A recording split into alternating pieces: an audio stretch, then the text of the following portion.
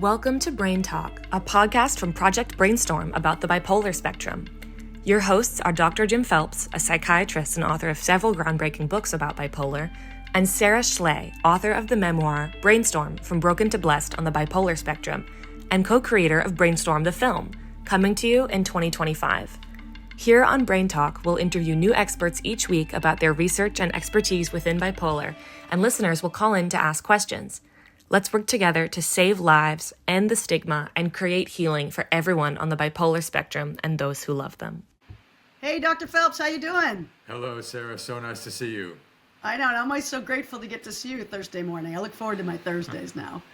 Me too. We are truly blessed to have a wonderful guest this morning, Kelly Matthews. She lives with bipolar. She's an artist. And I'm just excited to get to dig into Kelly's work because we haven't had that opportunity yet. Yeah, I've been looking at her website. It makes me feel like, I want to see the real thing, not just the web version of this. But it's going to be wonderful to have an opportunity to talk directly with her. Without further ado, let's welcome Kelly Matthews. Good morning, Kelly. Good morning. So, Kelly, you describe yourself as a bipolar expert by experience. Would you like to tell us a little bit about your personal journey with living with bipolar? I mean, I can remember even as a young child, I never had normal behavior patterns, I guess. My bipolar got diagnosed in 1994 and not typical symptoms. I had really severe bipolar rage. And I just thought I was a horrible person with anger management issues. You know, I did not have the normal depressive curl up in a ball. I sort of either felt everything way too much or felt nothing at all. How old were you then, Kelly? 24. But I remember episodes when I was like 7 and 8 years old that I would get so angry and scream that I'd get nosebleeds. And there'd just be blood gushing down my face. And, growing up in small town Iowa, children that acted up needed discipline, not help, right? Mm-hmm. It's just, it wasn't anything anybody did wrong on purpose. They were just completely ignorant of what was going on. I went to Northwestern University the year after I moved to Chicago, knowing that something was wrong. And it was on my third visit, and she looked at me and she said, "I think you have bipolar disorder." And I went, "Great, what's that?" Because in 1994, you'd heard vaguely of manic depressive disorder, which of course never, because I didn't consider myself depressed, just, angry mostly, didn't register with me at all. And I'd never heard of bipolar disorder. But unlike people who were sort of terrified of the diagnosis, I was sort of like, oh my God, there's a reason for this. I'm not just a horrible person, and you can do something about it. So I was actually really relieved. And Kelly, was the anger like episodic, or it was just like there all the time? No, I was sort of either on top of the world or violently angry. Like I punched a hole through 3/4 inch drywall because I dropped a pizza on the floor. I mean, just way out of proportion. Gotcha. Jim, we want to hear more from Kelly, but I'm just curious because I know that in other forums that I'm part of, and I have my own experience of this rage thing that happens. Do you have any explanation why? Why do we get this rage that comes out of nowhere? Why is that? What is it? What's going on? The honest and short answer, Sarah, would be no. I don't have an explanation for that. But as you know, I'm not given to short answers.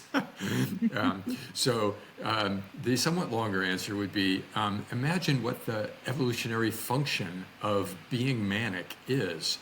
It's to make you have an advantage in the social group so that you can be more reproductively effective. And so if you are powerful and a leader and full of ideas and able to convince people to follow you, all of those things are to advantage. So no one knows this for sure, of course, but I imagine that at one time there was an evolutionary advantage to the things that are part of bipolarity. Some people get a big dose of it, some people get a little dose of it, and some people get just the right dose where they can sort of do really well with it. And part of that, I think, would be being a leader in the ability to be determined to get your way, and your brain is saying, make it so, and if not, you better be really upset about it so you can do something about that. Okay, yeah, take out the opposition. Right, yeah, exactly.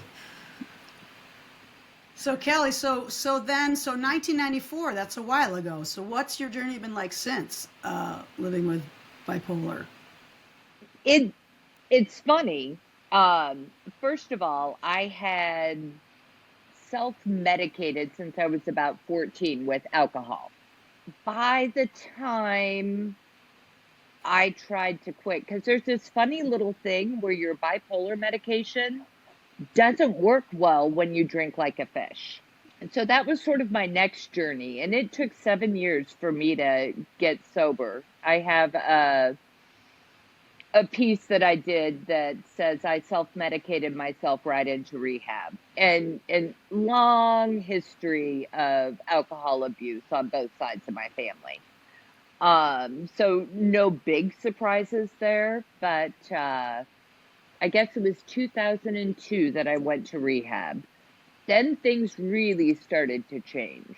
Then I started to really get a grip on my symptoms and started to rethink sort of my whole life, if you will. At the time, through all of this, I was professionally training and competing with Arabian show horses all over the country. Oh, wow. So I went to art school, graduated, and wound up I'd grown up competing on a national level. And wound up going into the training side of it, had a wonderful team of riders that traveled all over the US and Canada competing. Once I got sober and sort of went into that with a clear head, it still took me a while, but you start to realize that having bipolar disorder and living that intense of an existence where, everything's on the line all the time.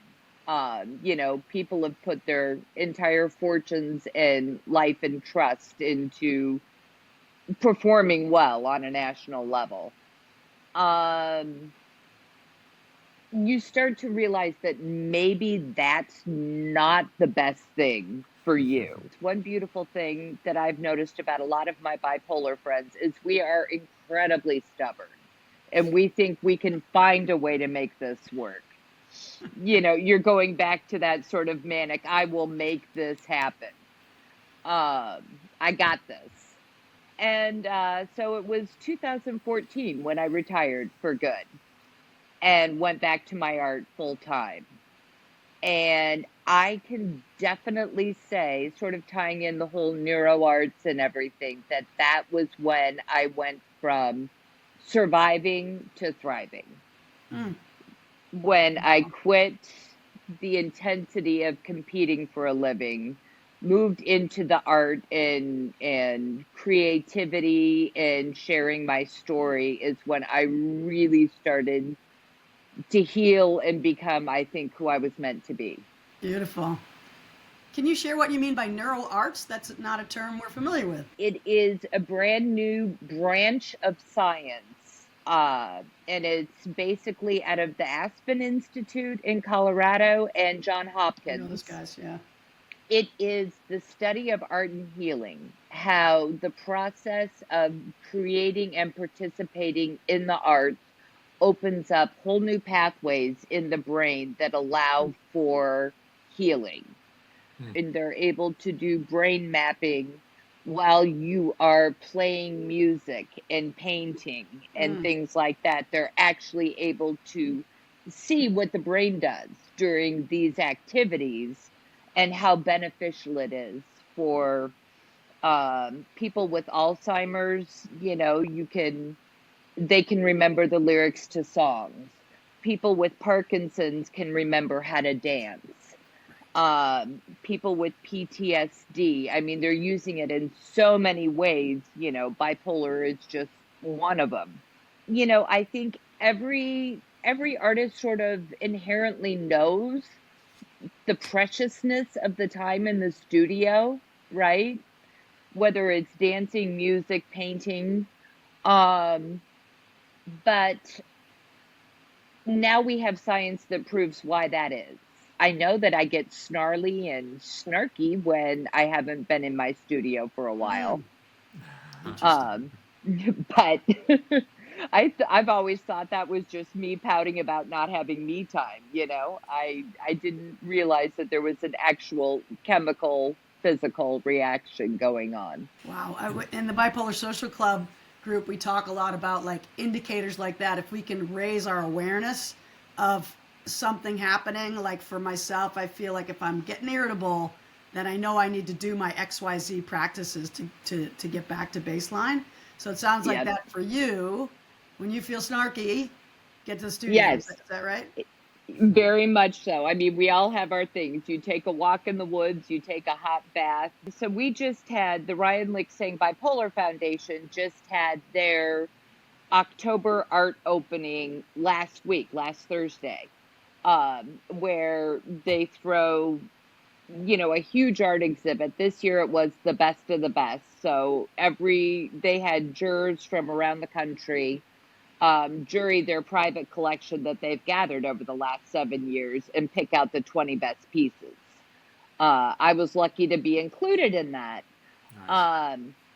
But going there and meeting some of the artists, there was a young lady and she was having just a really hard time. She would be one of your cases, Jim, where her symptoms have sort of confounded doctors, and they can't get the medication right. They're constantly switching her up. And she was teary and just kind of upset. And I'm like, one thing you need to remember is that there's not an episode that you haven't lived through yet.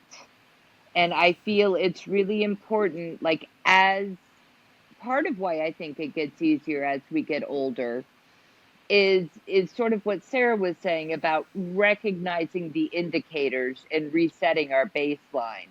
It's like when you're early into it and confused by it, it's like it feels like these states are going to last forever and destroy your life. And when you get older, you're like, okay, I know what this is and I know what I have to do. Just remember, take your time, give yourself, as much as you need, and know it will pass.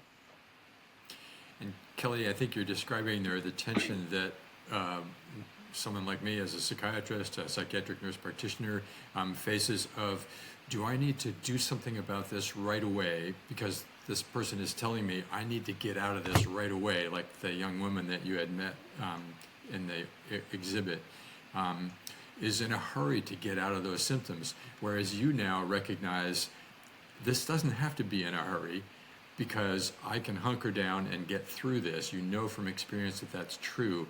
It opens up time to be able to take a slower approach and not be changing things all the time, which introduces its own complexity. So just noticing that time is a factor in making decisions about treatment and in managing one's symptoms and getting through it.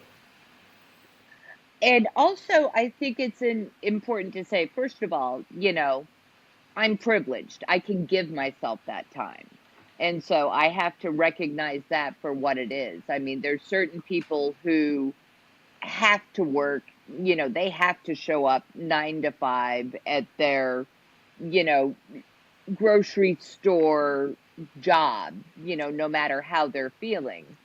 And I think that adds a level of anxiety, right? Where I don't know if I can do this today. And that anxiety can really spiral and make everything so much worse. Where when you have the luxury of time, then you don't have that extra layer of anxiety saying, I have to put food on the table. That's something, in the long term for our healthcare system to sort of address, because that is one of the things that I think for people with certainly, like you said, higher strains of bipolar really need assistance with, and that is the time that it takes to work through an episode without the anxiety and panic attack about not being able to pay the rent. We have this creative tension between Jim, who's got his brilliant experience as a clinician for 30 years, but hasn't lived with bipolar, and me, who does live with bipolar. So I would just have to say, like, when I'm in a depressive episode, every second feels like an eternity, and I don't want to wait. So you're right. Sometimes, so if you read what academic psychiatrists say, if you start an antidepressant, you're supposed to wait at least 4 weeks, preferably 6. 8 would be better. Some people even say 12 weeks before you say, nope, that didn't work. We should do something different. And when people are having symptoms like you were just talking about, it's like 4 weeks is an eternity. Right. So this tension between wait long enough to figure it out and hurry up to help get out of these symptoms, it's there all the time. And I had the great privilege to have time enough with my patients to be able to, we made that decision together. Kelly, let's get back to you as an artist. You mentioned the Ryan Licksang Bipolar Foundation and the artwork that they do. Are all those artists where they pick the 20 best or the 7 best? I think it's true that they all live with bipolar. Is that true? They're featured. Yes, that's one of the qualifications for submitting work to any of their competitions, is that you have to have bipolar disorder. Got it. And that was what got me when I retired from doing the horses and was just getting back into making art. And I was looking at calls for art around the country, and I saw this call for artists with bipolar disorder. And I was like, holy crap.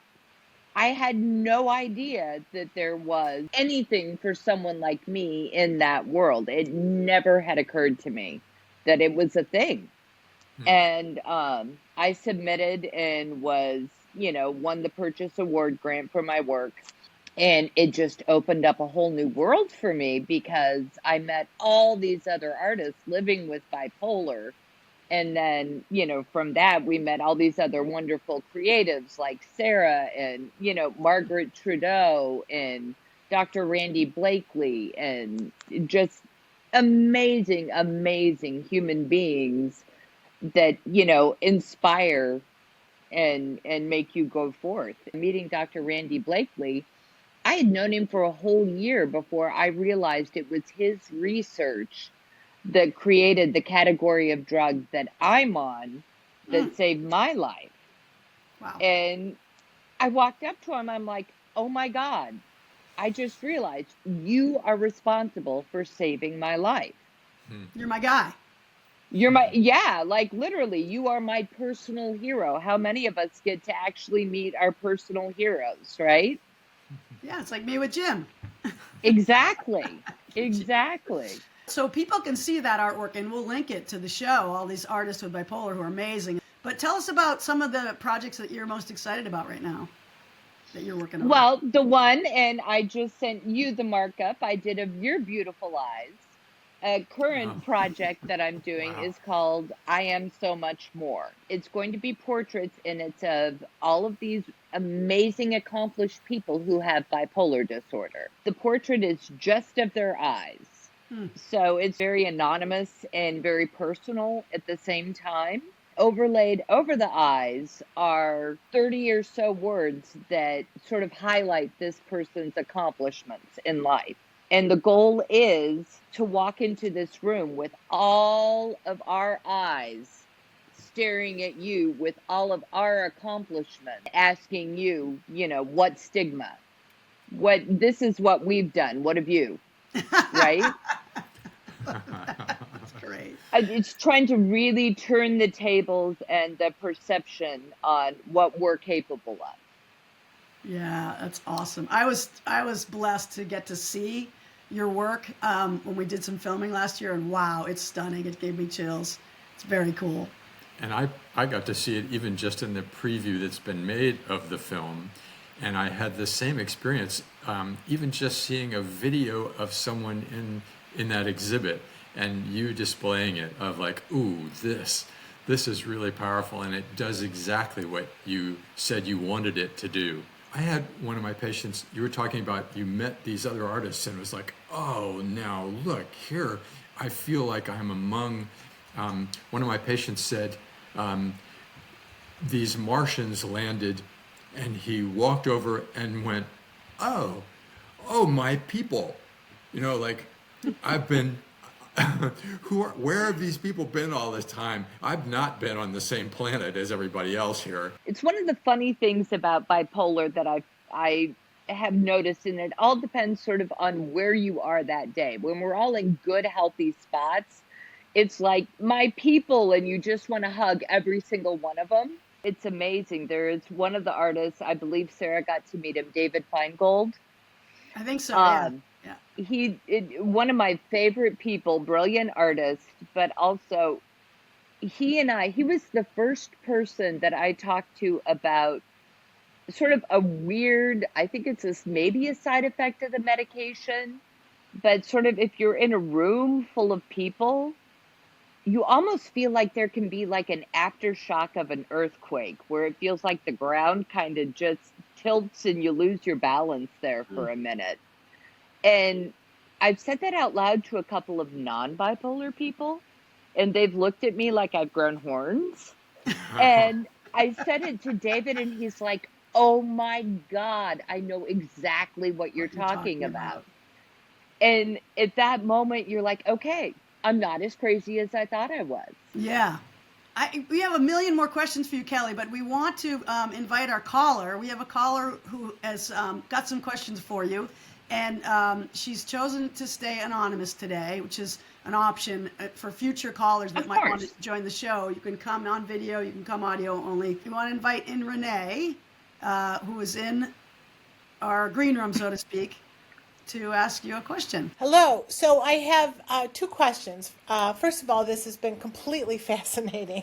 I just want to, hug you right now. But so one question is, I read a little bit about your work and I saw some of it on the internet, and you at one point said you felt that bipolar was your superpower as an artist, and I wondered if you could explain that and why you said that. God, there's so many reasons. I think if you survive with it long enough, it does go from being destroying to highly productive. I run hot. I run more on the manic side and less on the depressive side. But when I have a little bit of manic energy, I can get amazing amount of things done.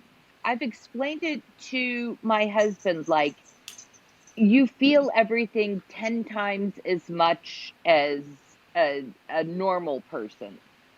Everything is very intense. And I think that when you're making artwork and you're trying to convey emotion, I think you sort of need that empathy and that intensity to really keep it honest and make it work.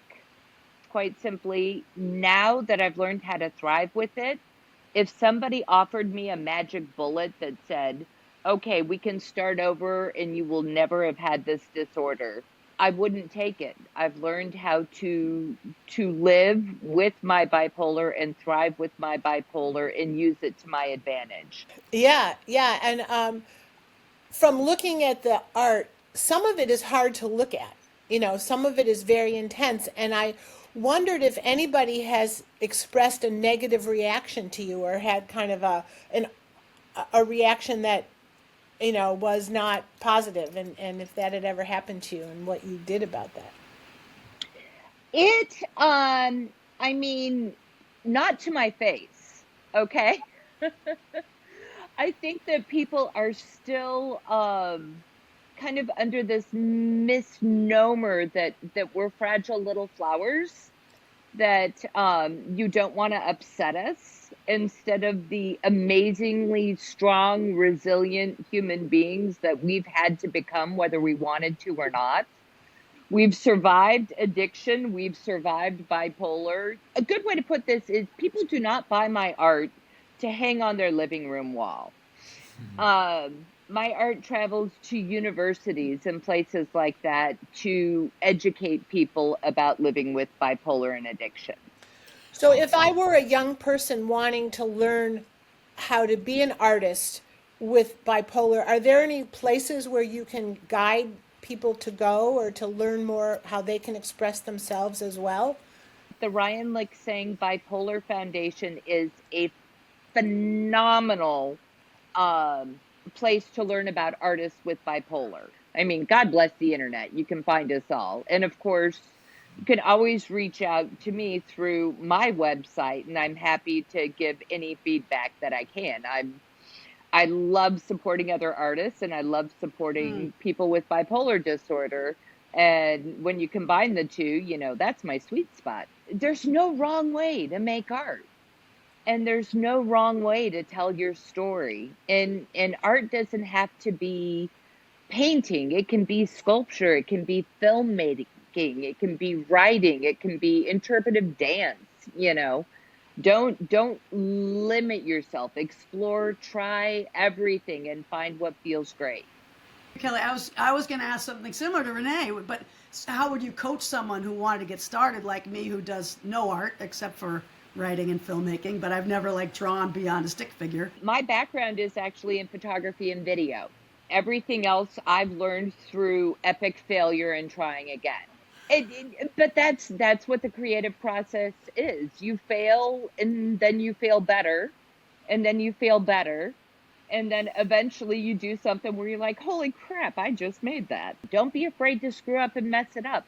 Learn from it, start over. Wow. Amazing. You have a piece called Trigger Wall. Yes. And I looked at many of the individual images on that piece, and you were talking about the bipolar superpower and how you can experience things 10 times more powerfully, especially in that more up phase. I've heard one of my patients was talking about that in terms of color, and he could tell when he was going into a manic phase because colors became more vivid and more like scintillating. And I thought maybe that's my little bit of insight into what you're expressing in the Trigger Wall. It's funny because we noticed that when we first hung the whole show that I've done called Being Bipolar in a Polarized World, is it's all very sort of monotone. And then you get to the trigger wall and it's this riot of color. And it really is. It's in some of those images, it's true. It makes you sort of gasp and recoil and wonder at the same time, you know, in sort of the beauty. And I think those two things can definitely exist at the same time. Kelly, thank you so much. We have so much more to chat about. It's been absolutely wonderful to have you on our show. We now know where people can reach you, and that will be in the show notes, as well as how to find your art. Kelly, thank you for your work and for your determination and your courage and your leadership. All so valuable for so many people, including me. I appreciate it.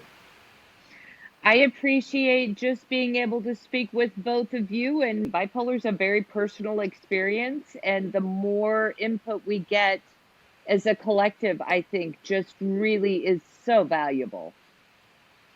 Amen. Thank you, Kelly. Thanks so much for joining us on BrainTalk, our bipolar spectrum podcast. BrainTalk is a program of BrainStorm, a multi-platform project about the bipolar spectrum, which includes Sara Schley's memoir and a full-length documentary coming in 2025. We aim to save lives, crush stigma, and maximize healing for all people living with bipolar and those who love them. For more information, head to www.brainstormthefilm.com. To call in to a future episode and ask questions, go to brainstormthefilm.com/podcasts.